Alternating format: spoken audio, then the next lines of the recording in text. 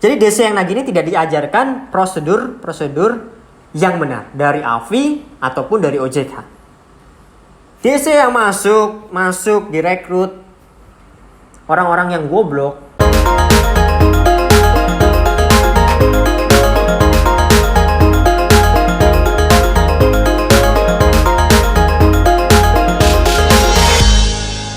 Halo sahabat Galbay, masih bersama saya Stefanio. Tetap ada pertanyaan yang masuk akan saya jawab satu persatu. Jadi pertanyaan teman-teman akan saya jawab satu-satu. Itu entah dari komentar YouTube, dari WhatsApp dan Instagram. Oke, di sini ada beberapa pertanyaan. Apakah benar DC itu orang-orang dari timur?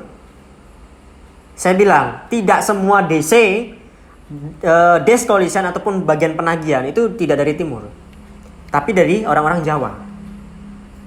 Kecuali ya, orang-orang yang nagihnya di lapangan. Nah, kemungkinan besar ya orang-orang timur. Tapi DC penelponan, desk collection atau debt collector, dia hanya ya anak-anak lulusan SMA. Orang-orang yang baru lulusan kuliah ataupun yang masih nyambi kuliah. Jadi masih muda lah. Jadi ketika dulu saya bekerja sebagai desk collection atau DC, itu saya melihat ada yang umurnya baru 18 tahun, paling tua ya, yang paling tua itu 25. Itu pun manajernya 28 ya. Jadi yang menagih kita itu anak-anak kecil. Jadi kalau saya bilang nagih saudara-saudara, teman-teman sekalian, yang nagih itu anak kecil. Kalau kenapa saya bilang anak kecil?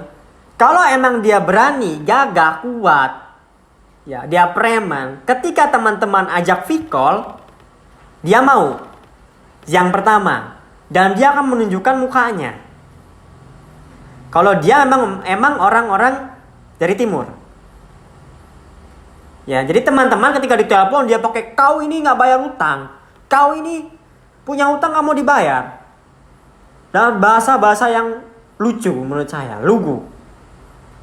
Jadi mereka gak ngerti logatnya seperti apa, cuma dibuat-buat saudara-saudara, teman-teman. Ya. Jadi penagihan ini, desk collection ini, DC ini, yang itu vendornya ada di Jogja, vendornya di Jakarta, ya. Itu anak-anak kecil, saya bilang. Saya ulangin, itu anak-anak kecil yang menagih orang-orang dewasa. Dan yang dewasa ini takut ditagih. Buat apa takut sama anak-anak kecil? Gitu. Emang mereka punya senjata yang buat kita takut, yaitu teror. Sebar data kita, iya. Maka saya bilang di video yang sebelumnya, sebar data hutang lunas. Kenapa saya bisa bilang sebar data hutang lunas? Karena tidak ada perjanjian yang tertera pada aplikasi. Jika tidak membayar, kita akan diteror ataupun disebar datanya. Itu teman-teman. Dan tanyakan lagi kepada DC, badan hukum kalian mana? Kalau kalian tidak mempunyai badan hukum, kalian tidak terdaftar, saya tidak akan mau menagih. Saya tidak akan mau membayar. Ya. Ketika DC nagih jangan mau. Saya kan nagih, kamu punya hutang? Iya, saya punya hutang. Kalau emang saya punya hutang, ya jelaskan. Badan hukum kalian apa? Tanyakan dulu badan hukumnya. Mereka nggak punya. Dan legal pun, kalau ditanyakan seperti itu, saya jamin DC-nya udah kelekep-kelekep. Karena DC yang menagih tidak diajarkan prosedur yang benar. Itu teman-temannya. Jadi DC yang nagih ini tidak diajarkan prosedur yang benar dari AFI ataupun dari OJK. DC yang masuk direkrut orang-orang yang goblok.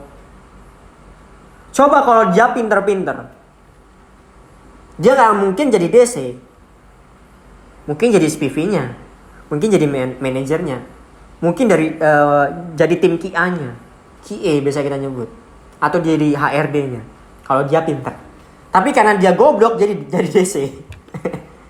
Dan saya bilang, DC yang paling yang menurut saya bisa hargai DC mobil.